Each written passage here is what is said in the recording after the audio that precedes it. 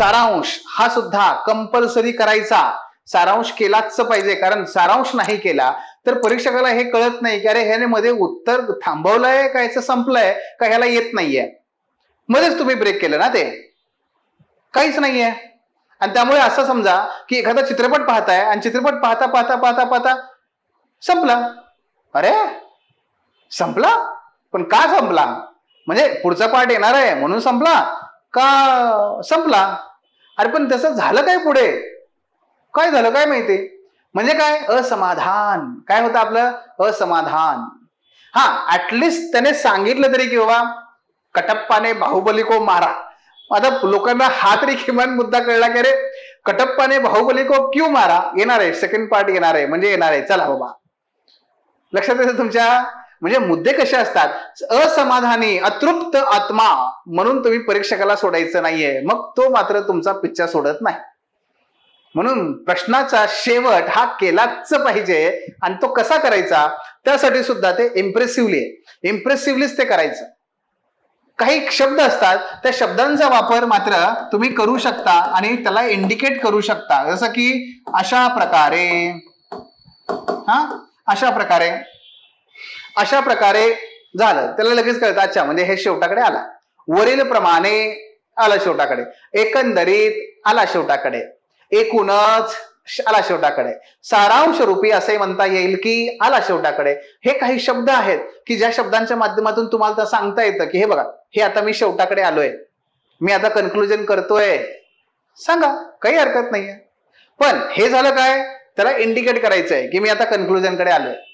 पण कन्क्लुजन मध्ये लिहायचं काय, कसं करायचं कन्क्लुजन? कन्क्लुजनची सर्वात रटाळ पद्धत ती म्हणजे काय, सारांश लिहिणे. सारांश मध्ये सारांश लिहिणे. हो, म्हणजे समजा असं की वरती जे जे लिहिलंय ना सगळं, तेच पुन्हा खालती 2 वाक्यात लिहिणे, तेच सगळं खालती 3 वाक्यात लिहिणे, सारांश.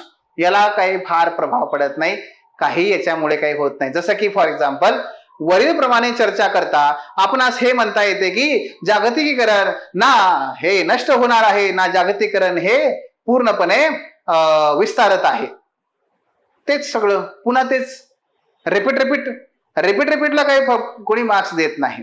त्यामुळे सारांश करणं, समरी करणं हे एक पद्धत आहे, पण that is not the best one.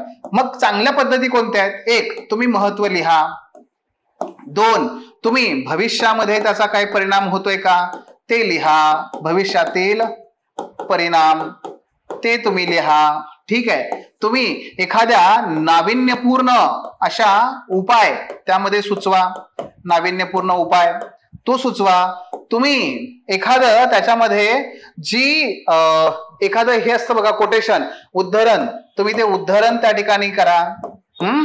त्याचबरोबर तुम्ही त्याला चालू घडामोडीशी जोडा. बघा, लक्षात घ्या किती पद्धती आहेत अशा. अगदी तुम्ही याला शासनाच्या ज्या योजना असतात, शासनाच्या योजना, उपक्रम याच्याशी पण जोडू शकता. अशा वेगवेगळ्या पद्धतीने तुम्ही तुमचं कन्क्लुजन लिहू शकता. वेगवेगळ्या पद्धती आहेत, एवढ्या वेगवेगळ्या पद्धती आहेत, कुठलीही एक पद्धत करा. त्याच्यानुसार आता बऱ्याच गोष्टी मी तुम्हाला सांगितल्यात ऑलरेडी, त्यानुसार एंड करा, काही हरकत नाहीये आहे. आणि मग जेव्हा आपण कन्क्लुजन चांगल्या पद्धतीने करतो, मार्क्स चांगले मिळतात, हे लक्षात ठेवा. Thanks for watching. If you found this video valuable, don't forget to like, share and subscribe our channel. The Officer, your personal mentor.